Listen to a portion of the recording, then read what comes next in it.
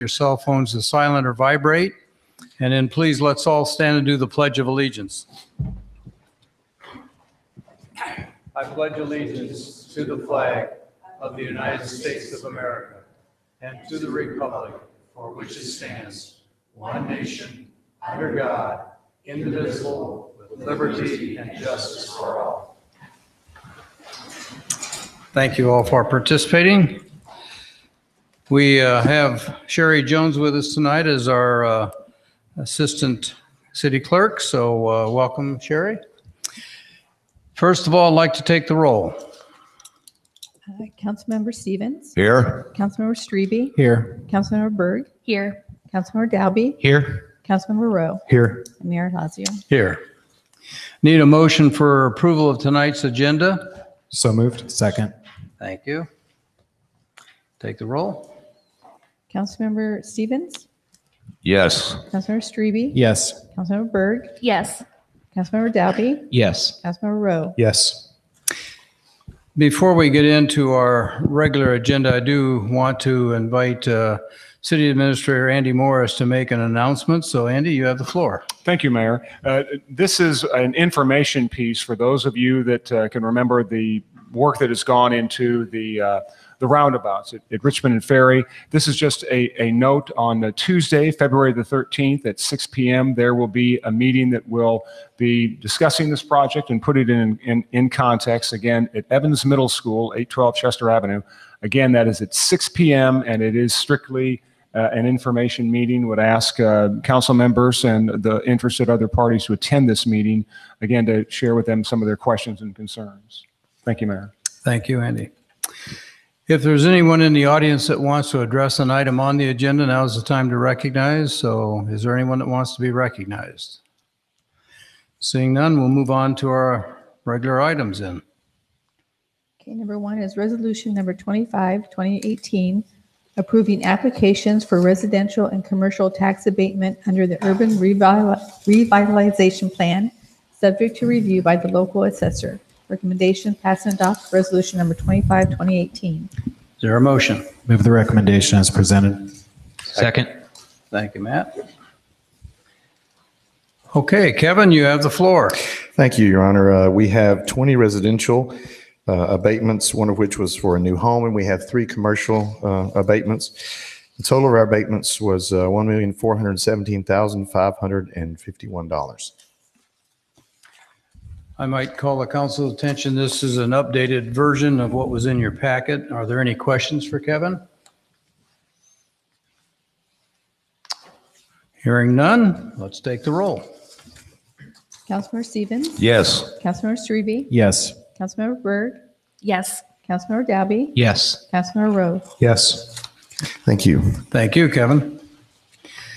Number 2, Civic Plus website presentation. Okay, at this point, I'd like to have Andy introduce and also set some ground rules about time limits. So, Very good. Thank you, Mayor. There are 2 presentations tonight on the city's website. You may recall from 2 weeks ago, we had a presentation from Hill Productions. This is the second presentation. There will be 2 presentations tonight. The very first one will be from Civic Plus, and the second one will be from Neapolitan Labs. Both of these entities have put together prospective websites for the city. I would hope that after we make our way through the presentations this evening, then staff would be comfortable in putting together a recommendation for council. Should council decide they want to seek additional proposals, that is certainly their purview. But the very first item you see listed here, Civic Plus, I would ask James Riley then, I think James, I'm calling on the right person.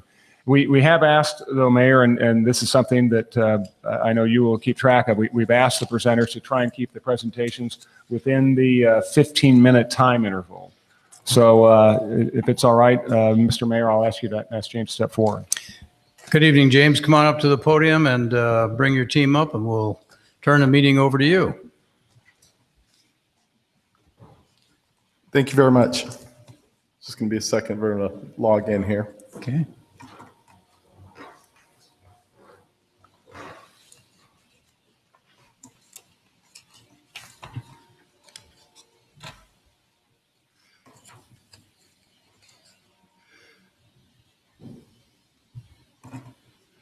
All right.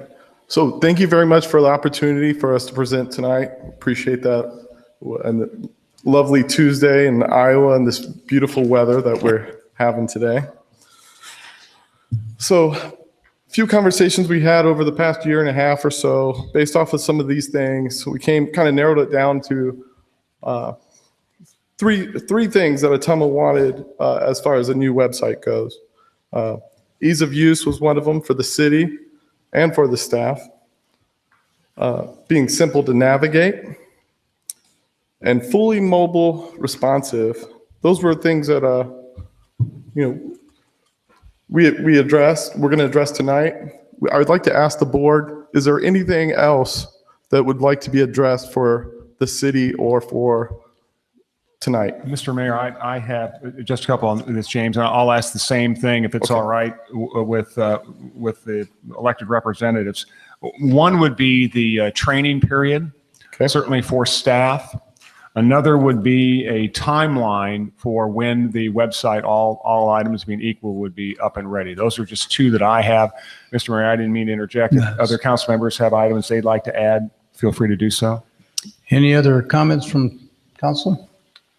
Why don't you go ahead and we'll certainly have some questions for you by the end of the Absolutely. presentation. Thank you, sir. So we're going to go ahead and jump into, you're going to do the web stuff. A couple of those most important pieces, so the ease of use, the simple to navigate, and the mobile responsive, and show some of that.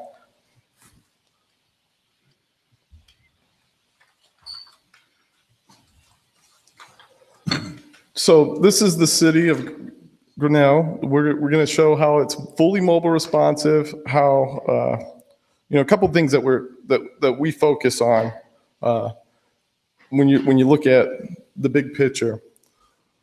We have 46 cities and counties in Iowa alone that has chosen us, and a lot of the reasons why they choose us comes back to customer service. Customer service, we're looking at, we have 270, close to 300 employees. We have a dedicated account manager for your site. We have a 1-800 number 24/7, along with a website that will, as far as videos, how to pretty much do anything, any questions asked, things like that. So we have you covered in many different bases there. And Harlan's just showing simply some of the features and functionality that are most prudent to the cities and counties, stuff that we do as a company. We only have one client, and our client is local government. We've been doing this for 20 years, 20 years of just one client. We don't do other websites. We only focus on cities and counties. And with that being said, a lot of our features and functionality that you see here on the back end, all agenda minutes, all these pieces that he's going through are simply the cities and counties what they wanted. And from that's what we've developed in these 20 years, the things that really make us stand out as far as citizen engagement is concerned. Couple other things here, what he's going through. Simply the functionalities, the ease of use on the buttons, online payments, simplicity here. Another piece, the expertise, we talk about that. We currently have 3,000 cities and counties across the nation that we have websites to. A few years back, we had only 800. So we're growing. There's a reason for it. It's because we are the #1 provider for cities and counties and websites. We are a virtual city hall that will work for you. Another piece that I'd like to touch on, as far as the third piece of what's most important, why cities and counties choose us, is simply the fact that we reinvest every year to be more innovative than anybody we reinvest 3 million on our sites just to, as far as advisory boards go, as far as feedback from clients, to reinvent the next best thing. This is, he's just showing simply the mega menus. Some of the things that I would like to point out is the simplicity here, the navigation. So with our teams, it's simple. It looks as simple as this for a citizen to find something and really engage with the city. And that's vice versa. Anybody can make a great website on the front end, but it's what is inside the website, the intranet, the pieces that come with that is what makes us great, if that makes sense. Any questions?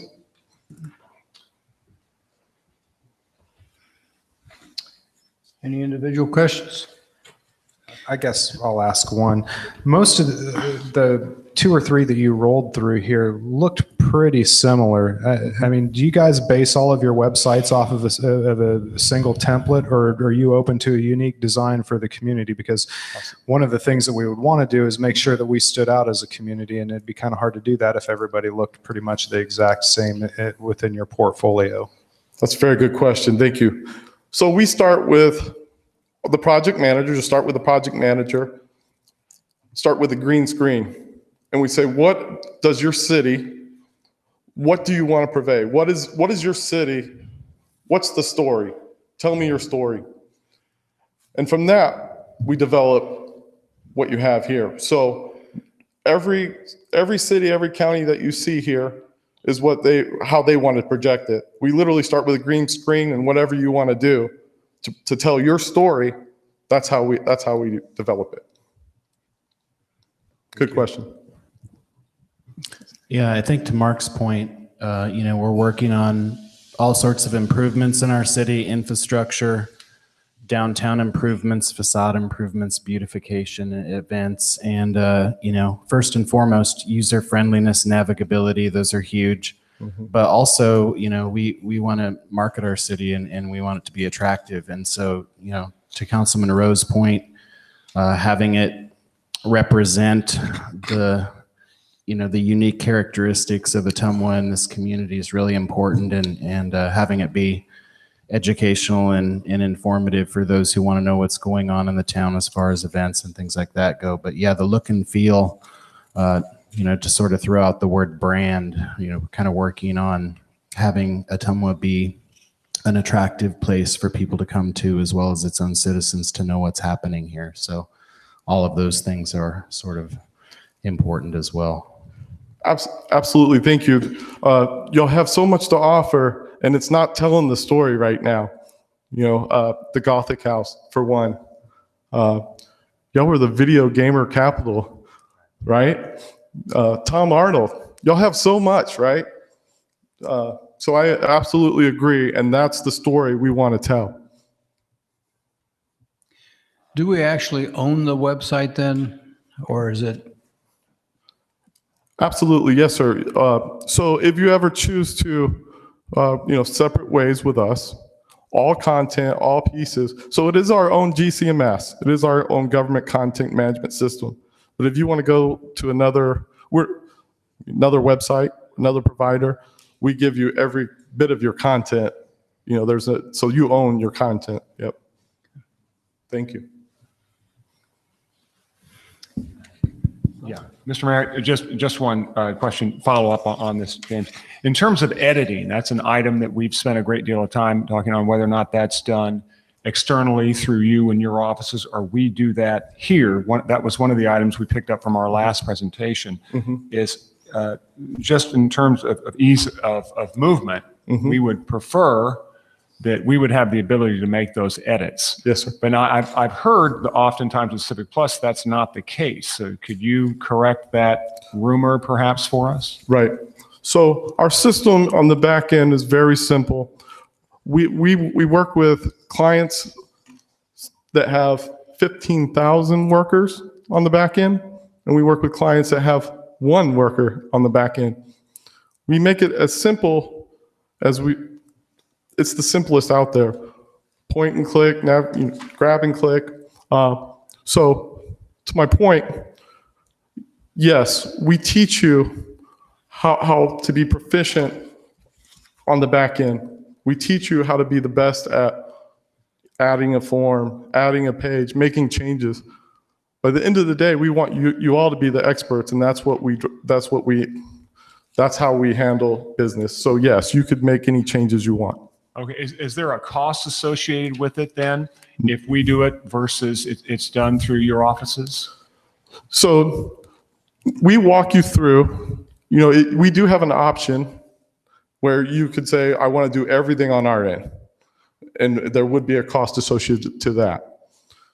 However, as far as our training goes and what we do, and as our account managers, so anytime somebody calls in and says, I just want to change a page, we'll do that. We won't charge you.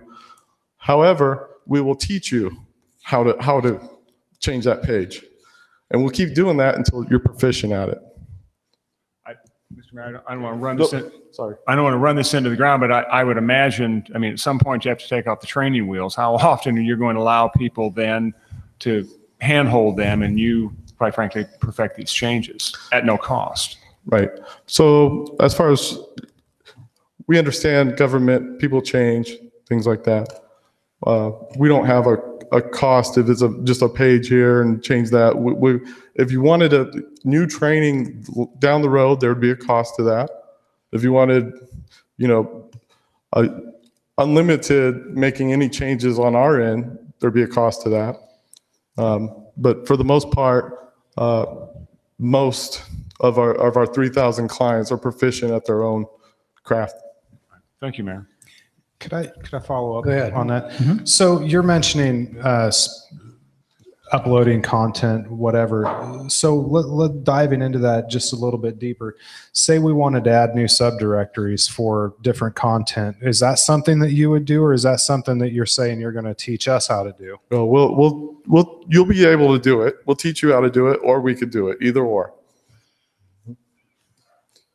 So he's showing how this is a simple page he just put together.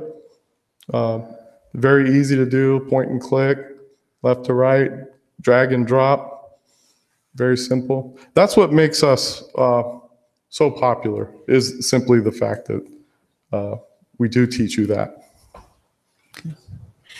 And just got this packet tonight, so I'm just looking at it for the first time. The total investment for the first year is on page 39, is that correct? That's correct, yes, sir. Okay, and then annual hosting or maintenance after year 2. That's correct, For the yes, sir. first 2 years, we'd have maintenance with you, and that's included in the purchase price.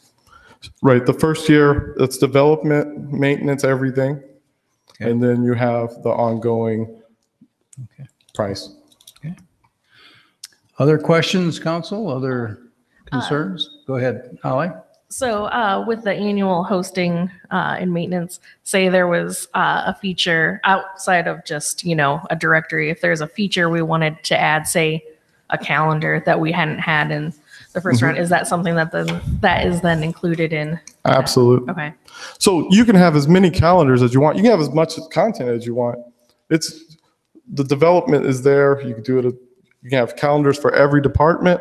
You can have we have one calendar that could run into that it's tagged with the notification. So as far as citizen engagement, anytime you make a change, for example, even this is how we're so engaged with our citizens. Anytime you make a change on a calendar, if it's a board meeting, if a citizen loves to get notifications for board meetings, anytime there's a change on the website in general, they would get a notification saying there's an updated board meeting information, that kind of example. So. Oh, I just want to make one more comment, Mayor. Sure. I think throwing it back up here and taking the pressure off this gentleman, I think we all need to think about, the management of that content and the consistency and accuracy of it. After working in the communications department for a global company, there needs to be someone who, is in charge of that content. It's not like anyone can just go in and put changes and information on there. So I think we kind of need to put a game plan together for how we're going to manage it and who's going to be responsible for that and all of the responsibilities that includes. Good evening, Robert Disberger. I work with James, and you hit it right on the head with content. We have a team that actually will go through your content by each page and optimize each page and make sure that it's relevant. We'll even make suggestions that we don't mean to hurt anybody's feelings, but it's like, do we really need to have that on there based on statistics and based on usability? So very, very good key. So In addition to that, everything's permission-based. So once, if a department can't make a change unless you allow the change to happen. Okay. Okay, I think unless you have one last question, we'll look your material over and I will share that with Andy and get back with the staff recommendation. Thank you very much, James. Thank you very much. Thank you. Thank you, Mayor. The next proposal on the website is Brian McMillan from Neapolitan Labs. And as he approaches the podium, Mr. Mayor, I would go through the same itinerary in terms of the questions that we would ask him. Again, they may not have it now. I'm particularly interested from a staff perspective in that training period and the timing schedule when someone indicates they're going to have a website ready. I don't know, others could speak to this better than I can. My experience has been you have to hold them to a pretty hard contract date or this can take on a life of its own. I think that needs to be set forth. But that's all I have on that. Obviously, when he comes forward, we'll hear his presentation and generate some questions.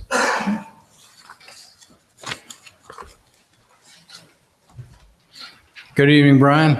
Good evening. Thank Welcome. you for having me here. I really appreciate everyone's time tonight to consider Neapolitan Labs for the new Ottumwa website. We have a little more formal presentation here. I definitely will be mindful of our time, and we may skip a few slides that are in the packet that I gave you just to make sure we get through and have a little time for questions and answers. But to give you a quick personal biography, I was born and raised in Ottumwa. I graduated from Ottumwa High School in 2002. I've lived in Des Moines more or less since then, minus a stop for college and then my wife's grad school. And come back frequently, have parents who live in town, in-laws who live in town. So I feel like I keep up with what's going on in the community. And also we have some clients in town that I make a point to visit. I've been developing websites basically since high school. In fact, my first paid gig at all was working for the Ottumwa Sun, the short-lived weekly newspaper. I was doing their online website. Basically, Doug or crew would send me the articles. I'd post them online. And into college, it came kind of be, my side business, really working at Cornell College in Mount Vernon. I started doing some newspaper websites. And really for about 15 years at this point, I've been developing and slowly growing a portfolio out. And I think 2016 was really a milestone year for us, is because that's when we came up with Neapolitan Labs as a brand. And that's when I brought more people in the fold. If I was doing this presentation 3 years ago, it'd literally be me who was doing 100% of the development, 100% of the communication. And now we have a team in place that will help meet needs, better meet deadlines and achieve product goals.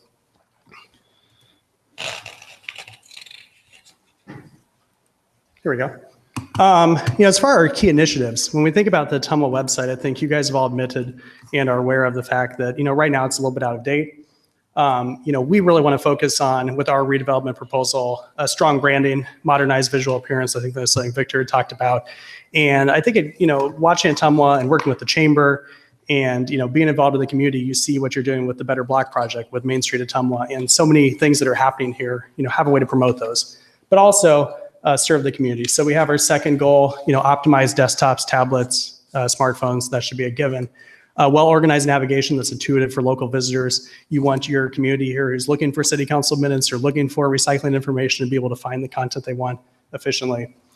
We want a content management system which powers the website that's easy for your staff to update. We know resources are limited in any government organization, and so we want to build out a process that makes it very simple for you to update the website when there's news to be posted, when there's an announcement to be made, a photo to be swapped out, that sort of thing. And then the final note is we've been working more closely making sure that accessibility standards are met. And we've worked with some school districts, and that's become a big concern lately, making sure that if you have special needs when you go to the website, that we have the right alt tags in place, that everything's kind of technically built, to meet those guidelines.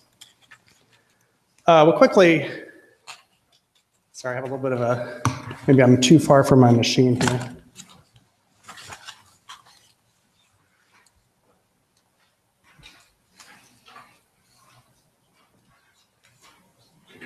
think this should work maybe from here on out. Sorry about that. Just a quick look at our staff, and you can read more about us online on our website if you want to take a look.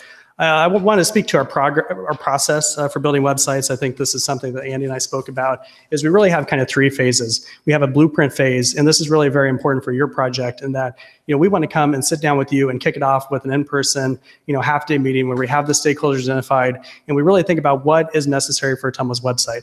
Take a detailed look through the current site, get your input on what you want, and collaboratively put together a game plan. So once we start that development process, then we are, meeting your needs exactly and trying to build that website out. Builds the second piece that we have in the website, and that's the bulk of the project timeline. So when we get to the timeline slide that speaks to how long it takes to get this project done, that's really mostly that build out part. And then the final thing is, we want to, boost the site. We want to be your partner once it gets launched. We build in some time for an in-person training to make sure that whoever is identified as the people who will be the keepers of the website, have the access, get logged in. We'll give a training manuals, a leave behind, but really our goal with these websites is to make it simple enough that you don't need to be looking at a training manual each time you need to make an update. We want you to be able to log in and know the process and make the update you need to make. We'll kind of go through these fairly quickly, just a couple examples of our work. The city of Pleasantville up in Marion County, I realize that's a much smaller community than Ottumwa, but that's an example of a site launched in roughly the last year. We've actually worked with the Pleasantville School District, with the Pleasantville Library, done a few jobs there. It's a example of what we can do from a government website perspective, and certainly an example of us sitting down and working with the city administrator in the community, working with a couple of council members, the city clerk to scope out a game plan for the website that would meet their needs. Council Bluffs. So you guys may know Mark Ekman. He was formerly the Ottumwa CVB director. So we've had a relationship with him for about 7 years at this point. When he moved to Council Bluffs, one of the first things he did was call me up and said, hey, we need some help on our website. And so this represents kind of our most modern design. We collaborated with a company in Omaha. We launched this fully responsive, very visual, very driven to make Council Bluffs an attractive community to a visitor perspective. In fact, this website actually won the 2017 award up at the Iowa Tourism Conference for the best new website for a large city. And then our final example is the Ottumwa Chamber of Commerce. I see Connie's here today, and we've been a chamber member for about almost a decade, and we've been working on the website since 2009. So, we have some history in Ottumwa and kind of understand the community. So I want to, be mindful of time, so we'll kind of jump into the proposal. We talked about a few of these objectives in terms of what we want to do with the website. You can certainly read through them, at your leisure to see more. Technology, to keep budget friendly. One of the things that we've been doing with more projects lately is focusing on WordPress. We'll take that established technology, that platform is in place, we customize it. We make sure that we feel like it's a Ottumwa site. Make sure that we build out that back end to be as easy as possible for you to use when it comes to updating pages, updating content. Website organization. So we talked about this a little bit in the blueprint piece, but I really believe one of the fundamentally key things in this project is starting at the beginning and taking a detailed look at the existing site and also other area community sites. So on our end, what we'll do is some advanced research and go out and look at, Burlington, Fort Dodge, Galesburg, cities that are in the Midwest, and get a sense for what are they doing on their websites. Are there features that make a lot of sense? Are there others that, we may not want to incorporate? We'll bring that knowledge, we'll bring our perspective, we'll meet with you guys and you bring your knowledge, your perspective, and we try to come up with a great concept for how we want to organize the site. This to me is really important, that we're all on the same page and we know how do we want that navigation laid out, what subdirectories do we want, how do we want to make this site built, what should be featured on the homepage, do we bring in the Facebook feed, do we have a news section, do we link to local minutes or a report a concern type page. We have some customization and want to talk with you to kind of bring the site together.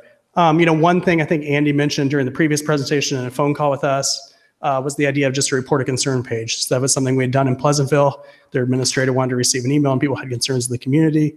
They could classify them, send it in. Very easy process, something that we could, certainly build out when we're looking at creating the site. If there are forms and other things like that, you want to be done electronically.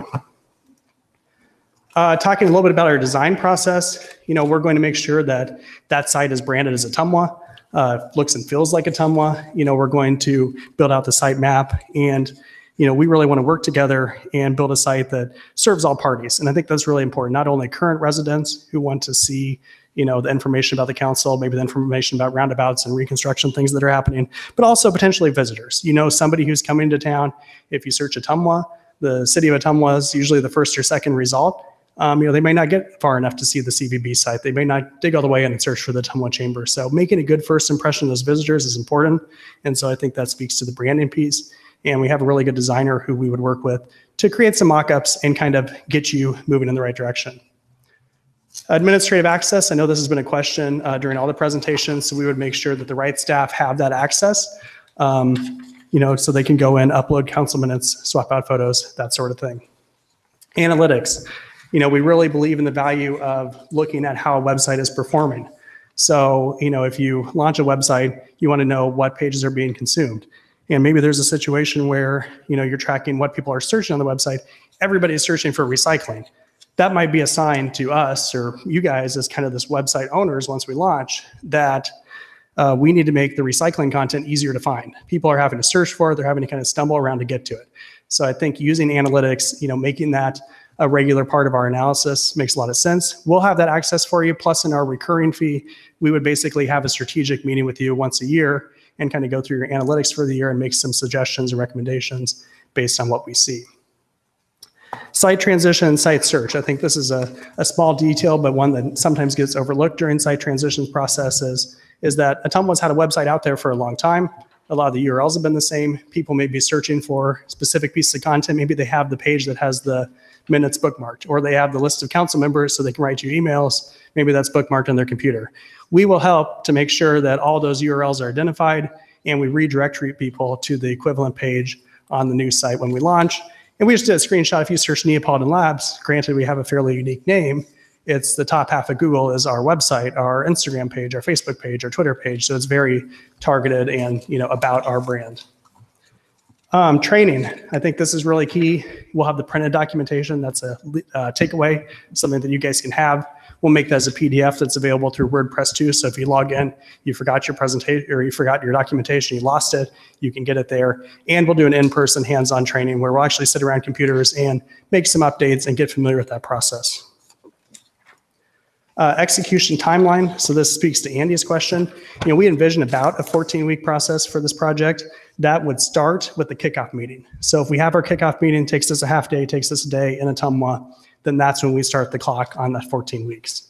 Our goal is essentially to be done with the development piece within 13 weeks, allowing us to do that in-person training, make sure everybody's 100% comfortable with how the website gets updated before we actually launch and make that site live to the public. Pricing, maybe the most important thing in this deck when you're making a consideration. We've listed our pricing here as a one-time development fee. The one thing that we would like to do is really secure a longer-term commitment with you to help you give, more competitive pricing. We've asked for a 4-year total commitment, and the renewal fee beginning in the second year would be $1,000 per year. With this $1,000 plan, we're basically, putting together a support response protocol time.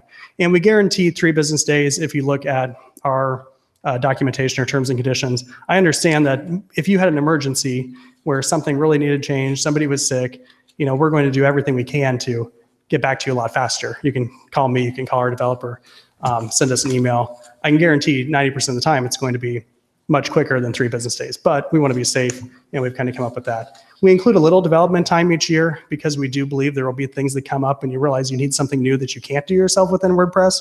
Maybe you have a new vendor that you're integrating with. Maybe you have a new section that really is complicated. 3 hours doesn't sound like a lot, but it at least gives you a little bit of bandwidth every year to make some improvements to the site, especially if there's some minor things that come out of that analytics analysis.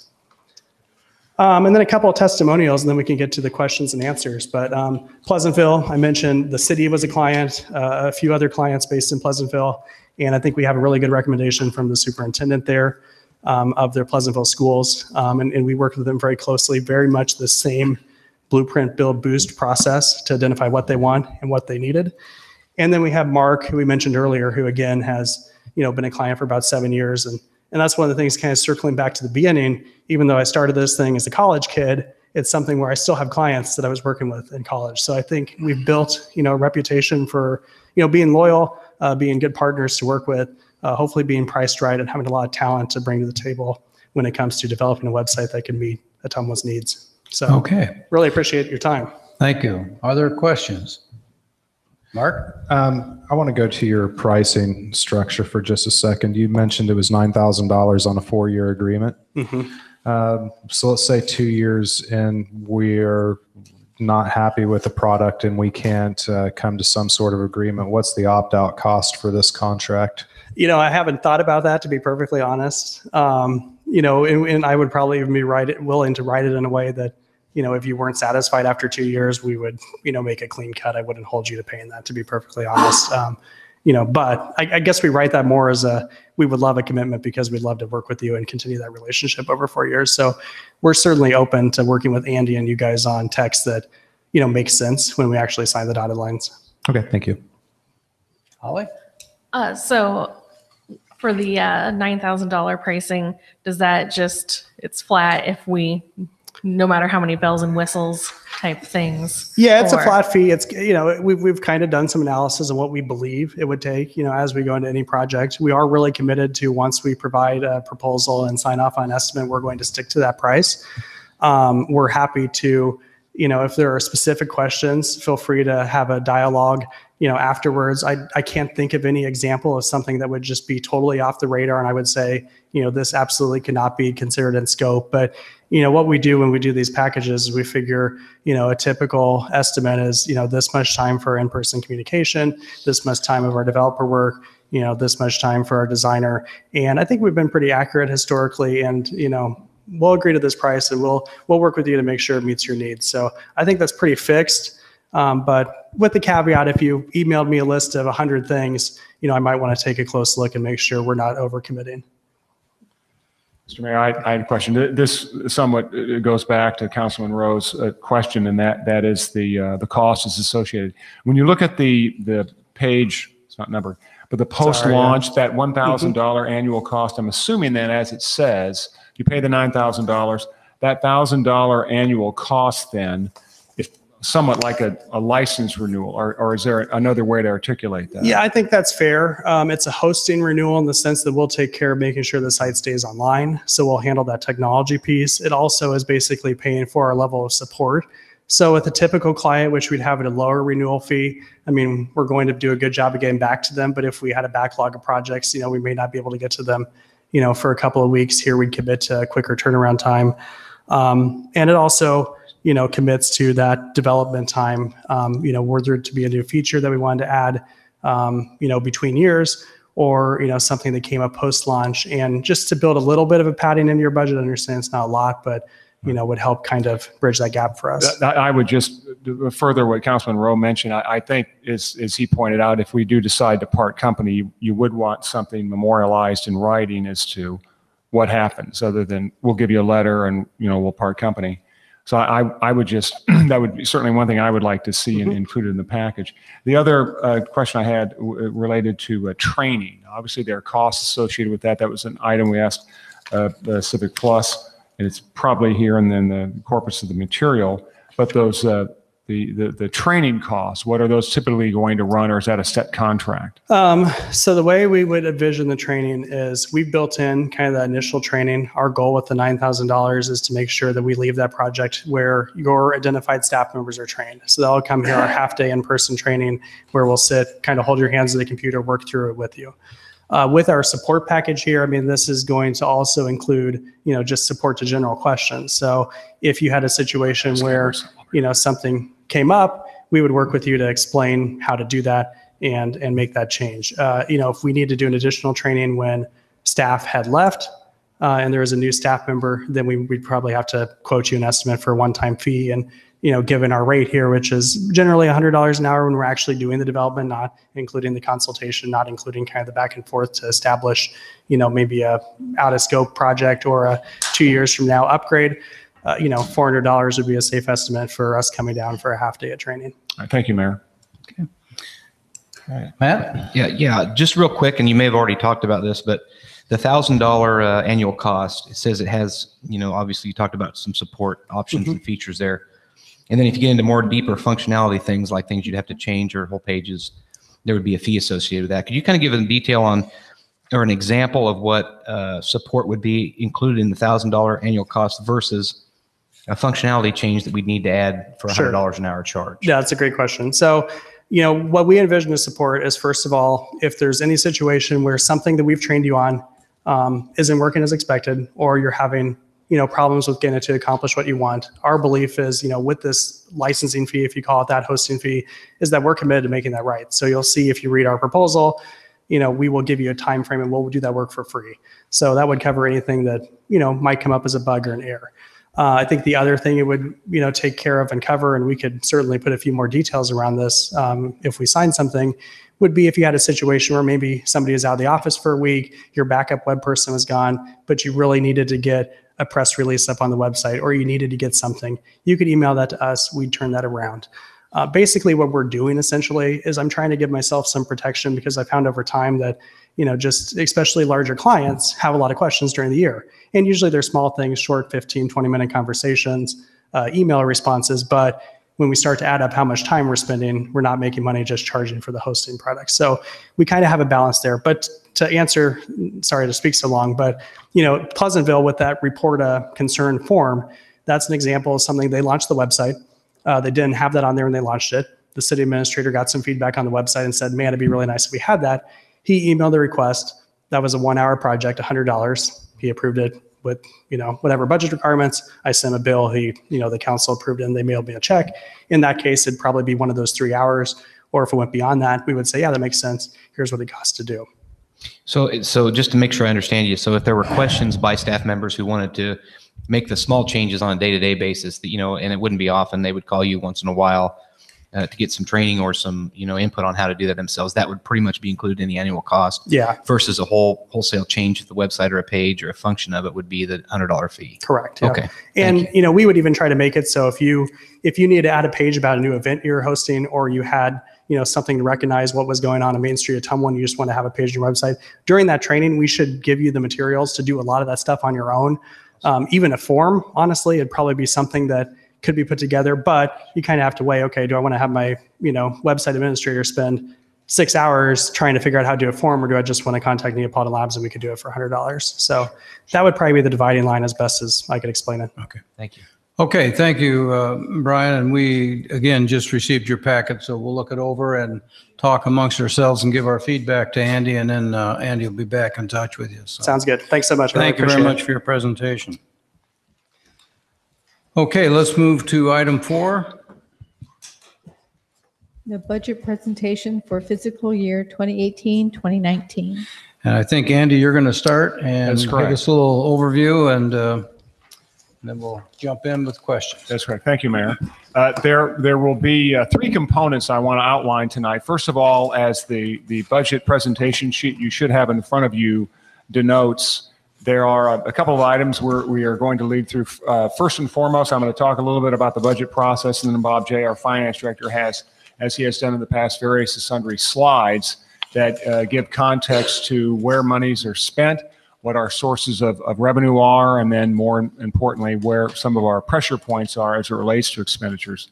First of all, I think it goes without saying, I know the mayor has done this, and I will echo those comments. Want to thank both Bob J. and Christy McDowell for the tireless work they have undertaken to put this document together. Having sat through a number of budget meetings, their work has been both forthright, and the content's been very tight and realistic. In addition to that, city staff, I believe this goes without saying, has approached this process realistically in terms of expectations. There were no expenses that, quite frankly, were above and beyond the pale, and if they were, Bob was pretty proficient about dialing those back. I do so want to make mention of the fact that you can review this budget presentation on Box online, the storage data program, at www.citybottumwa.org. Click on the government tab and select council agenda, and you'll be able to access the budget and budget presentation. Should you wish to see the copy in its entirety, I'm sure we'll be happy to generate copies for you as well. This initial presentation of the this is, again, as you know, for fiscal year 18-19, this initial budget presentation will be this evening. A second meeting, if required, and I would recommend council would have that, a second meeting would be the very first meeting in February the 6th, and that would be at 5:30 p.m. February 20th, the council will be asked to set a public hearing date for publishing and adopting the budget. February 22nd, the budget will be published, and at the March 6th meeting, all items being equal, council will be asked to approve the budget or make a legislative decision. The budget will be certified to the county, must be certified to the county on or before March 15th. The budget represents our continued commitment to street repair and addressing CSOs throughout the community, as well as our commitment to provide essential services. Mayor, I have just a couple of highlights that I'd like to go through, and then, of course, I'll hand that over to Finance Director Bob Jay. I broke this down, quite frankly, in three sections, two of import. One are the challenges, second there are the opportunities, and then finally there are the notes. I'm sure the news has got out, and certainly we have not been bashful about conveying this to citizens and people that have asked. This is a challenged budget environment for us. Our assessed valuation fell nearly 7.5% to $47 million. As you may or may not know, that generates about 22% of our income in the general fund. Health claims, as has been discussed before, that was especially an area that affected us. There were $1.6 million in those health claims over a period of the last 18 months. In addition to that, we are in our third year of multi-residential rollback reductions. At present, we are budgeting approximately 75% of that backfill. This amount will either decrease or cease to exist over the next, we're anticipating 2 to 3 years. And I know Finance Director Bob Jay, myself, and members of council have had discussions with some of our legislators. And I would just say, beyond 3 years, I would not count on seeing that as a revenue source for us anymore. The general fund budget, even as presented to you this evening, still has a deficit of approximately $337,000. It started with a deficit of about $392,000. The property tax rate, all items being equal unless some rather significant cuts are made, that will go up approximately $2.03. On the opportunity side, I do want to outline some of the items, though, that staff has undertaken and council has backed or memorialized that have helped us, quite frankly, attack some of these expenses. First of all, our coverage ratio, what I call our coverage ratio, is the amount of money that we have in reserves in the general fund. That figure, according to the GFOA, Government Finance Officers Association, should be somewhere between 15 and 25%. It appears that we'll be able to finish this fiscal year, the year we're in right now, somewhere in the 22% range. If approved as stands, this has a coverage ratio of 20.5, which is still, in terms of a percent, a very comfortable rate. The pattern you have to watch out, obviously, you start getting into the teens, and then it gets a little dangerous. I do want to point out some of the steps that administration has taken in cooperation with City Council. There have been, in the period of the last 2 years, 3 full-time staff positions that have been eliminated. In addition to that, at the end of 2019, I shared this with council in one of the weekly reports, I will be ending step increases for department heads. Those that are still in that system, primarily secretaries and the other folks that are not department heads, they will continue to receive continue to stay in that step system. But as of, again, 2019, that will come to an end. In addition to that, as all of you are aware, I think the majority of council members are aware, this happened about a year and a half ago. Councilman Rowe, Councilman Strebe participated in a process where we set subsidy limits for Bridgeview. We had our first year where they fell under their subsidy, as my memory serves me, about $15,000 to $20,000. The subsidy limit for this upcoming year, I should say this at present, is $375. In FY19, that drops to $350. So staff has worked, I would argue, very, very well with them, quite frankly, trying to stay within those means, and they have done that. Just one other quick item. The finance director will be generating, I would call more of not really a spreadsheet, but a listing of some of those capital items that we will be moving on over the next, say, year to 2 years. I know Councilmember Dalby's asked about this a couple times in terms of staging expenses. One of them is the website. Some other items we've talked about is the key card system at City Hall. As just right now, we have keys that date back several years, let's just put it mildly. So we've talked about putting in a key card system, and the third one is putting in a phone system. That phone system will probably be pushed out to 2019. In addition to that, we'll also have some discussions about staging expenses, revenues, I should say, for removing dilapidated homes. Mayor and Council, those are some of the highlights. At this point, I would ask the Mayor to turn it over to Bob J. And then, of course, if you have any questions or comments, we'll be happy to entertain those afterwards. Thank you. Thank you, Andy. Good evening, Bob. You have the floor. And again, we want to recognize your department's hard work on putting this together. This is the second booklet that Christie has put out, and there's a lot of time and energy that goes into making this balance. So go ahead, Bob. Thank you, Your Honor. First, initially, we'll be just doing a slideshow, kind of give you some of the highlights of it. Then I'll go over each fund that's in the that major fund that's in the budget and revenues and expenditures.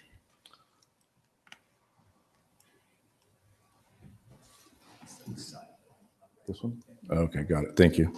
The first slide up here is budgeted revenue for FY19. I'd like to say 26% is property taxes. Intergovernmentals create 30% and services 31%, and the rest are a minor portion of what's available. The next section is the proposed levy.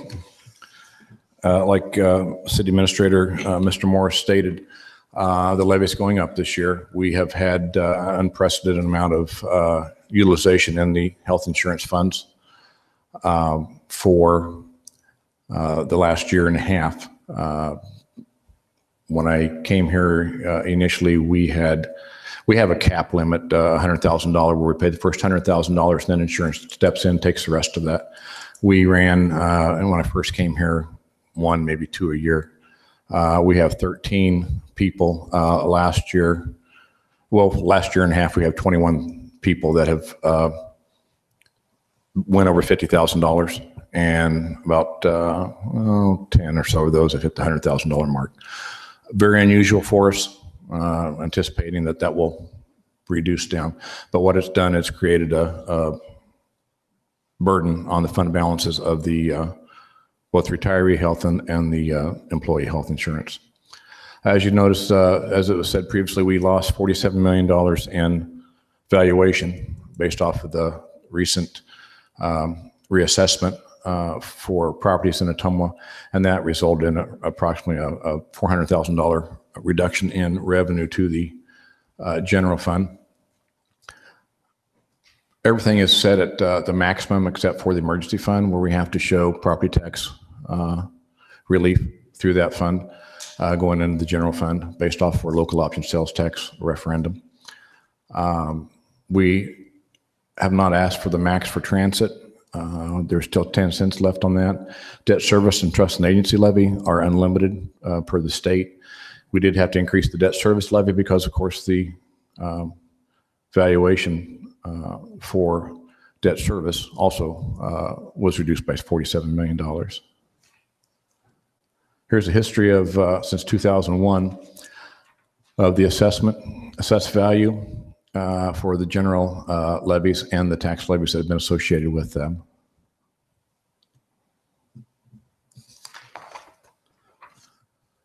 This slide shows that if you own a $100,000 home, you'll pay $1,306 in property taxes, which is about an $86 increase from the previous year. Of that, 31% is for police protection, 21% is for fire, 1% for the cemetery, 4% for the library. Transit makes up 3%. Parks and public property make up 3%. Public works, 5%. Bridgeview Center Beach, 1%. The retiree health is 7%, which has went up this year. Regular liability insurance, 3%. Debt service, 16%. And others, 5%. Like I said, this is what based off of all the taxing entities. Now, the taxing entities, the rates that I have for them are based off of the last year's because they haven't set their levy yet. But it amounts to, if you're paying taxes on a $100,000 home, you'll pay $2,653. And of that, $1,306 is for the city, which is 49%. County is $444, which is 17%. The school, $816, which is 31%. And other taxing entities, 3% of $87.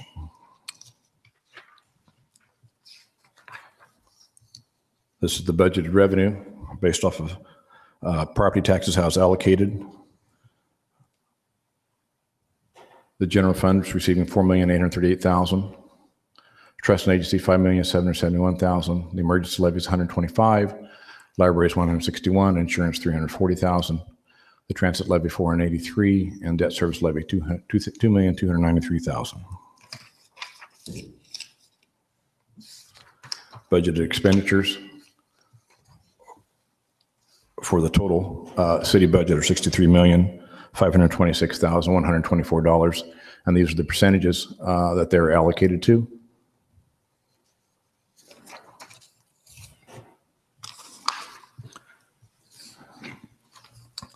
This is another slide showing the different departments in the general fund and how $14,098,350 and also other funds.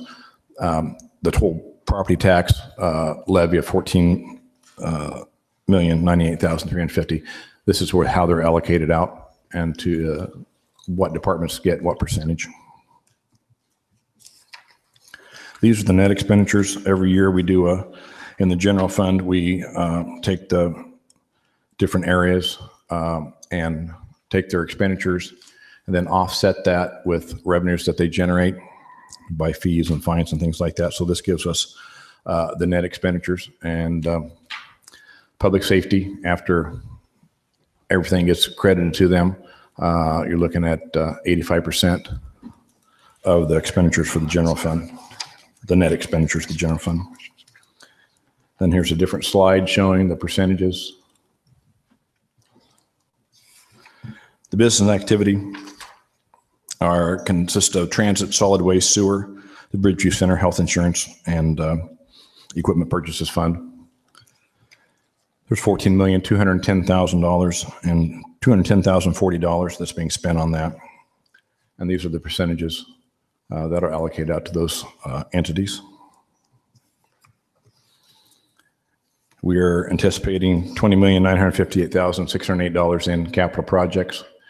And the majority of this consumption of these items are with the new airport runway that will take place in probably the spring of 19, I've been told.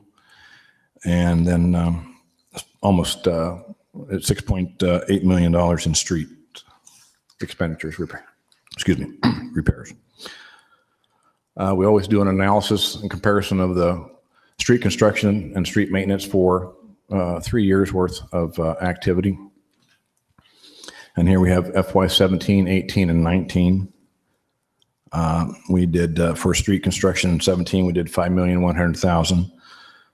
18, we did $8,900,000. And for FY 19, we're projecting to do $8 million, almost $8,100,000.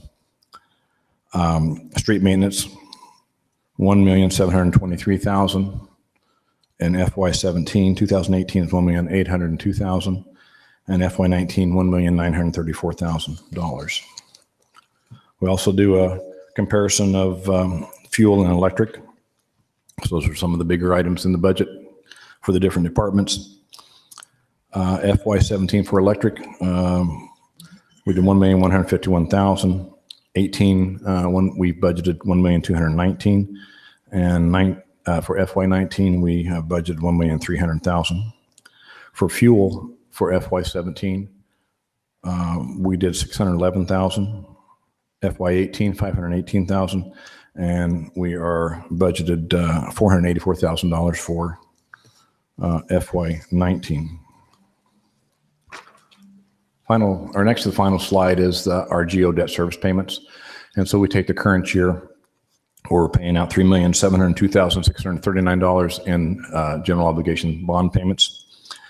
FY 2020, $2,479,000, and FY 21, $2,093,000. Of course, none of these figures for 2021 include any CIP, future CIP requests that we have made or will be making.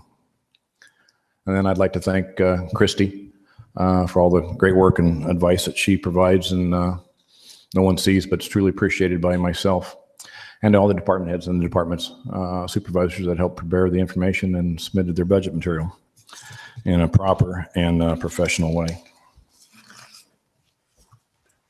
Mayor, I'll Okay. turn it back over to you.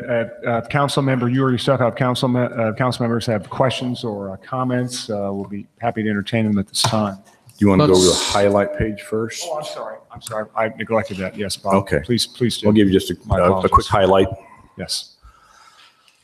Excuse me. Overall property tax valuation, as we said, decreased for levies other than debt service, $47,865,080. Debt service property tax valuations decreased $47,445,213. I don't anticipate to see a big jump in this for a while because they just got reset. So it'll be a while before we start creeping up, especially at 2% a year. This is the third year of the multi-residential property tax rollback.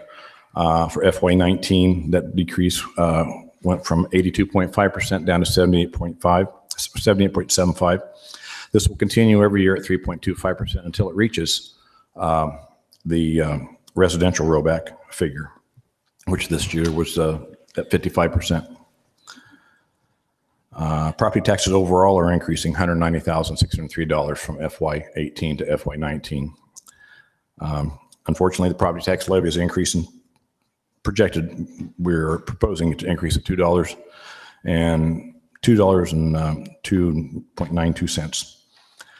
The trust and agency levy is increasing $1.86, and the debt service levy is increasing almost 18 cents. As a result of the valuation decrease, the general fund lost $397,758 in property tax revenues. The general fund budget expenditures are projected to exceed the revenue by $337,000. The fund balance, though, is going to be at $3,093,882, barring any unforeseen circumstances for this year or for next year. A coverage percentage of 20.5, which is still a very healthy percentage. The general fund revenues overall, and these are from original budget to current budget, because I don't compare the re-estimated. I go from budget to budget to get in my opinion, get a better and valuable for what we were thinking back at the time.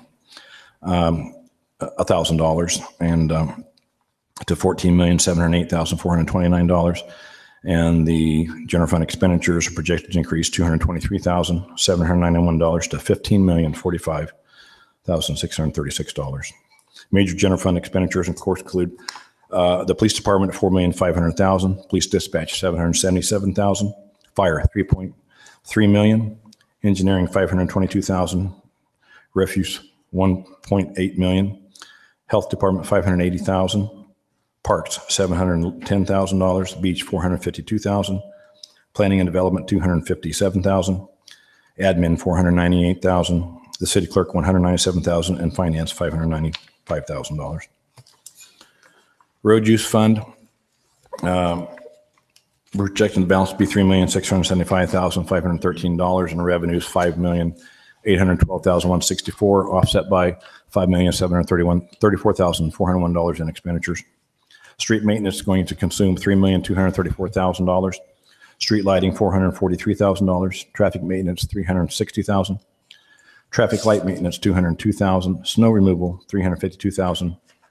Street cleaning $268,000, and central garage $646,000. Employee benefits. This is a fund that the revenues go in and they go directly out, get transferred and allocated out. Both revenues and expenditures are projected to be $5,938,296.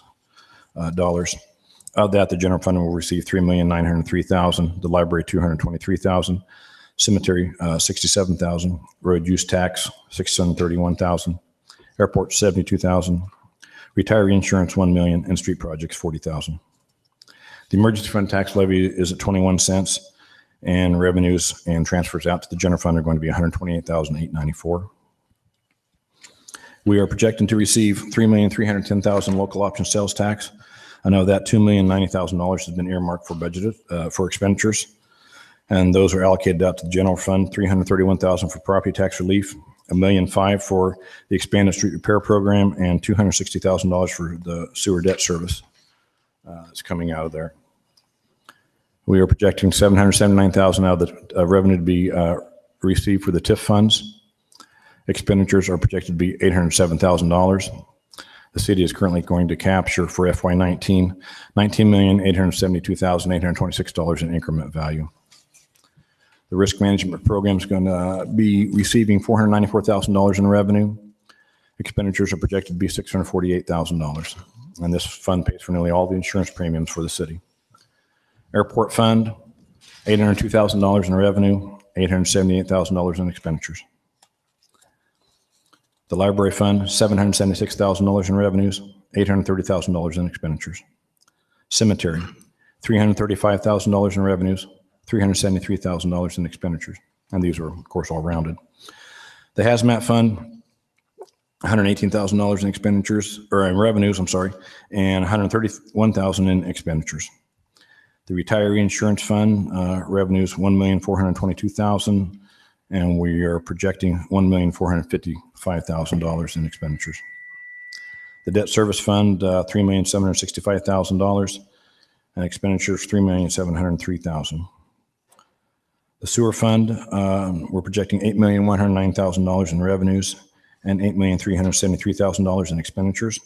We have included in the budget approximately $698,000 of capital projects, basically for the Elm Street station, that our engineers on site are looking at reviewing. And there'll be a determination made to whether, how many of those, there's 4 sections, how many of those sections will go forward for work that needs to be done. If the work is determined not to be done, then we'll remove it via a budget amendment for next year.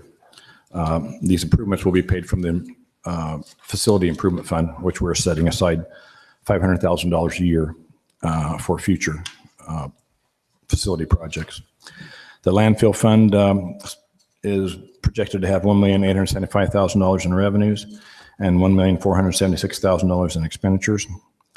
Recycling revenues are $503,000 and the expenditures are $537,000. Transit fund revenues are projected to be $1,345,000 and expenditures are $1,408,000. The Bridgeview Center Fund, we're projecting revenues and expenditures. Have been provided information for revenues and expenditures of $1,386,292 coming in, going out. The employee insurance, we're looking at $3,606,000 in revenue and $3,629,000 in expenditures. And that's it. And if you have any questions or would like to meet again, we'd be more than glad to do so at a work session if you wanted to go through this any farther. Like I said, since I've been here after the first year, majority of everybody comes through with requests that they need and only what they need to operate in the year. Majority of our general fund expenditures, 86%, are salaries, and the 15%, and that percentage runs from year to year. I have a spreadsheet where I track the last 4 years for all the general fund departments, and for almost all of them, but the few that don't stay in the same trend as far as percentage-wise for expenditures other than salaries. We know the reason for that. So, but yeah, we'd be glad to meet again, and if you need another presentation or a work session to go through this. I think it would be helpful, Bob, for the council, because we're looking at this information for the first time here tonight, to get a copy of your slides and things that Right, but the information, you guys got your packets, right, Friday? Okay. Yeah. So I want to make sure you got your packet. Yeah. And I think it'll help to put some of the figures in front of us so that we can really look at them. I know I said in most of the budget meetings, and I would second what Bob said. The staff were realistic and came in for what they needed, not what they wanted. But I think we're all concerned, at least the conversation I've had with a couple of council is that we're concerned about the levy increase and better look at this really carefully. So at this point, are there any questions or comments for Bob? Correct, but remember, the majority of the levy increase is for the health insurance side. Really? Doesn't affect the general fund, doesn't affect the other departments other than what's available. We've got new people, new staff on hand, and the levy pays for pensions for individuals. Police and fire, their fringe benefits for police is like 50 to 53%. Fire, it's at 65%. We pay the highest pension rate for those folks at 26%. It's been upwards of 30%, but now it's back down. But we just hired 4 new people, and we replaced the 3 firemen. So those items, we're stuck with those costs. And the fact that we've had such a large utilization of the insurance rates, we still won't be, it's recommended for both retiree and health insurance funds to be maintained at a 1 year claims, 1 year worth of claims. We're at 60% for the health insurance and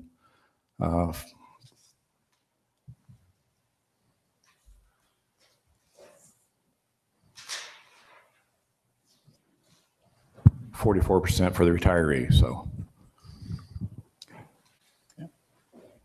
Comments or questions? I guess to speak to what Mr. J said, I think it might be good for us to have a special meeting dedicated solely to the budget. Because we have only had a brief amount of time to look this over, and knowing that we're going to have a tax increase, just the due diligence to the taxpayers of the community, that we're answering every possible question that everybody might have would probably be in our best interest, at least. Okay. Yeah, I would second that too. And I do have a quick question for Bob, and I appreciate you guys and all the hard work you do. This is a gut-wrenching part of the job of a city finance director, is to try to put a good budget together, and you do it every time. And some of the things are out of our control, like you said, retiree insurance costs. So retirees, though, we did back in I believe it was 93, retirees no longer receive insurance after they retire. Is that correct? So this possibly has maybe a light at the end of the tunnel over a certain amount of years. This hopefully can. Sure it does. Yeah, because they'll pass on.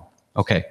Just as a question on the tax levy increase, if the council were to say, we would like some other options, are there any other options in shuffling some, local option sales tax things around? Can't do that. Okay. Well, because local option sales tax is limited based off of what the election ballot. Okay. Well, what I'm getting at is there other options besides just an increase in taxes? You could do away with the insurance. Or is that the only option we have?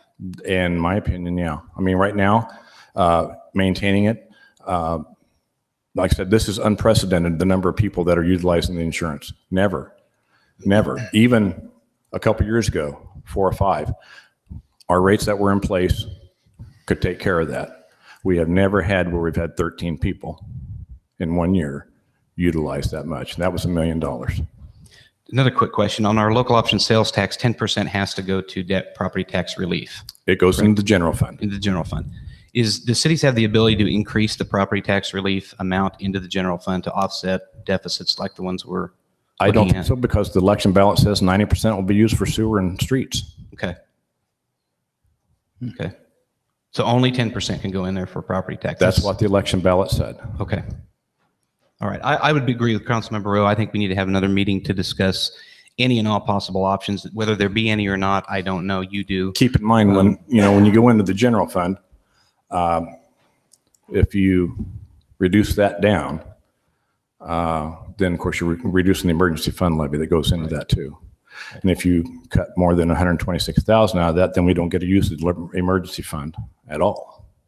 So that would reduce 21 cents.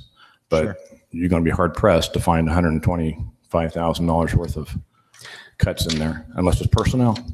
Right. And, So- and for that reason, I think, and the very reasons you just spoke to, and those, some of those facts, and especially with a new council member on board, it might be a good idea to have that extra meeting just to get some of those, facts out there and some things that we may not be aware of that we can or can't do going into this, because this is unprecedented. But I thank you for your time and your work, as well as Christy, and putting this together. And like I say, go in there and look at those line items.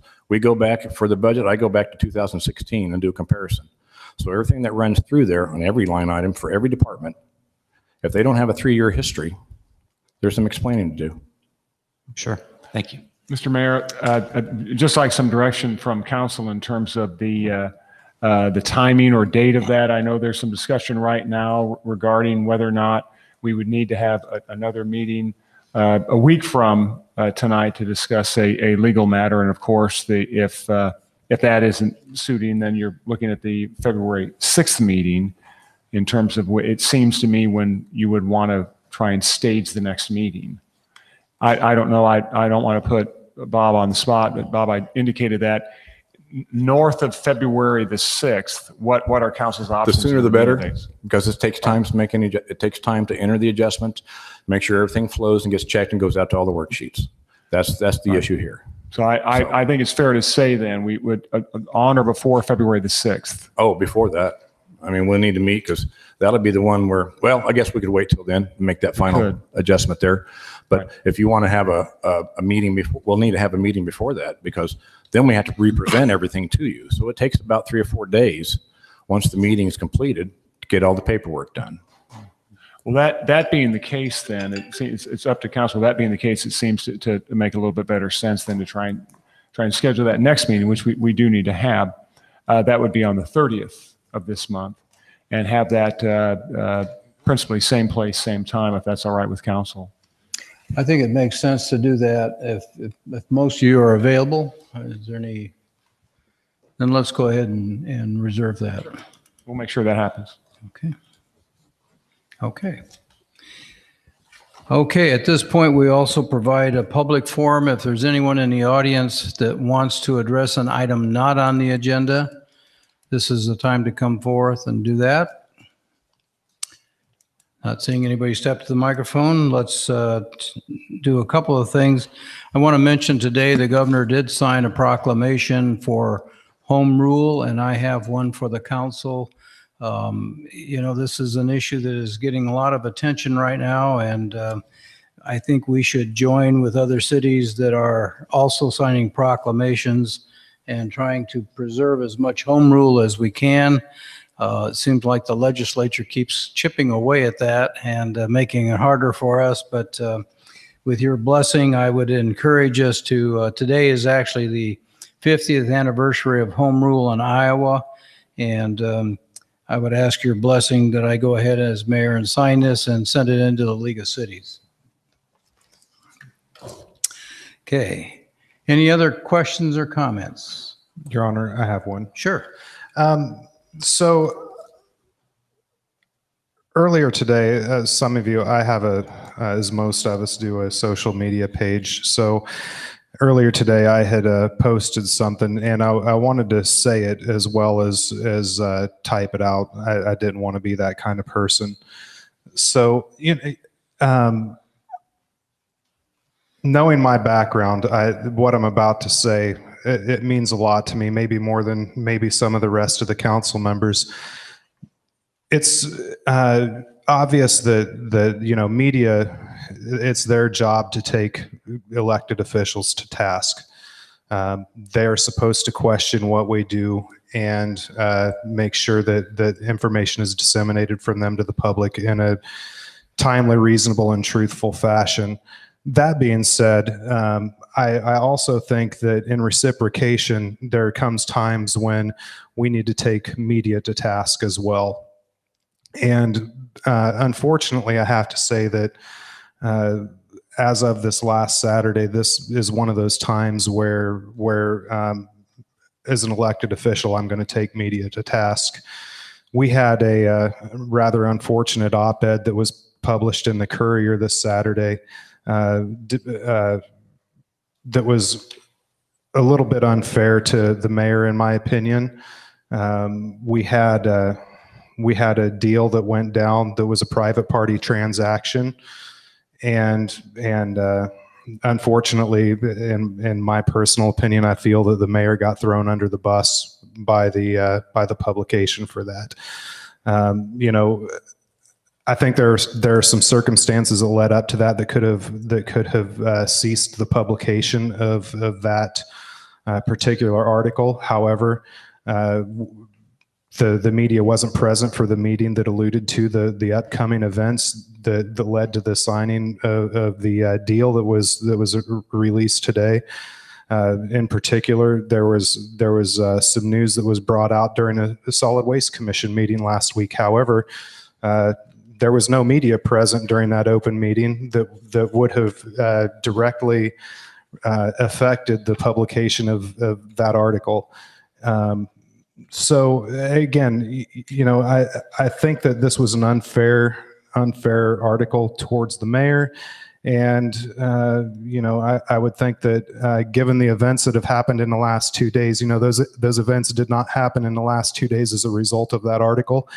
The ink was basically wet the day that the newspaper article was published. So it was an unfair article. And, you know, I would hate to hear "and I told you so," because the deal was inked post that article coming out in the paper, because I'm sure, as we all well know, Mr. Flanagan can be witness to the fact that this deal has been very close for a long time.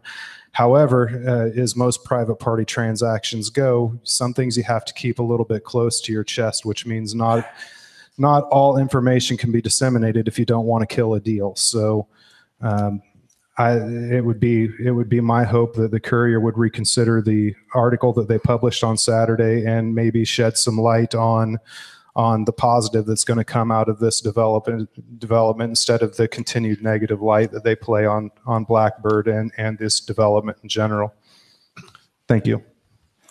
Thank you, Mark. I would just make one comment.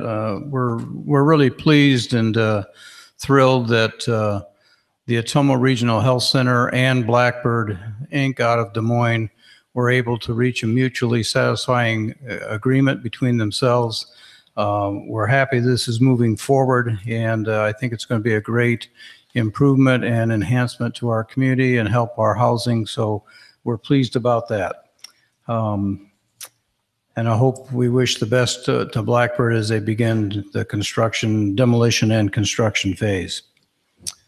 Mr. Mayor? Yes, sir. Just one comment about what was mentioned about the news media. Just to place this into context, and I think Councilman Rowe would agree on this. We don't have to agree necessarily what the media has to say about our actions. That's what may be viewed as fair and unfair is, I would argue, somewhat subjective. The news media has a role, and we recognize that. When it is crossed, in my opinion, and I've had this happen to me personally and my family, is when they come after you personally. I sensed no personal animus in that editorial that came out, but I just want to add my 2 cents worth that we don't have to always like what the news media has to say about us. The project did move forward. It may not have moved at the pace that we had hoped, but I think it goes without saying the news media definitely has a place in society. Your Honor, I'd like to weigh in on this too. Certainly, Skip, go ahead. I'm different than Andy. I took this as a personal attack on our mayor. The way it was written, I don't care how you look at it, I think it was a personal attack.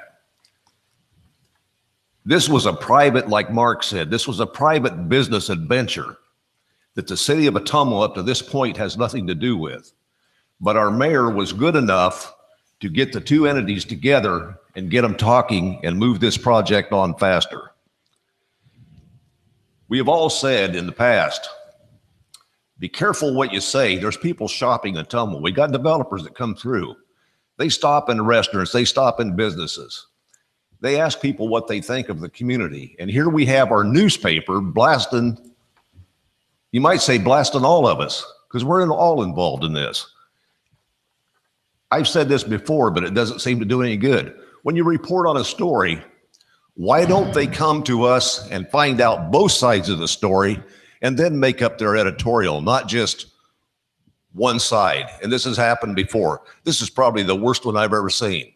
I had occasion to be in Fairfield today and yesterday. They asked me down there, what the heck's going on with your courier? And I said, well, we're trying to find out. Hopefully we can peacefully get it corrected and communicate better. Our mayor works every day. We all know this is a part-time job, but he chose to work his tail off to try to move Ottumwa grow, make Ottumwa grow and prosper. And I applaud him for that, whether I'm on the council or whether I'm a citizen. I think you should check both sides before you report to be fair. And I don't think the mayor or any other city official should be chastised for trying to move Ottumwa forward by any news media. We should all be positive for Ottumwa. And I realize we're going to disagree. There's things all of us aren't going to like. We don't always agree up here at this table, but we still move forward. It's over. We move forward. But let's take it in a different route. Thank you. Thank you, Skip. If there's no other comments, we'll entertain a motion for adjournment. So moved. Second. Take the roll, please. Councilmember Stevens? Yes. Councilmember Strebe? Yes. Councilmember Byrd? Yes. Councilmember Dalby? Yes. Councilmember Rowe? Yes. It is 6:57.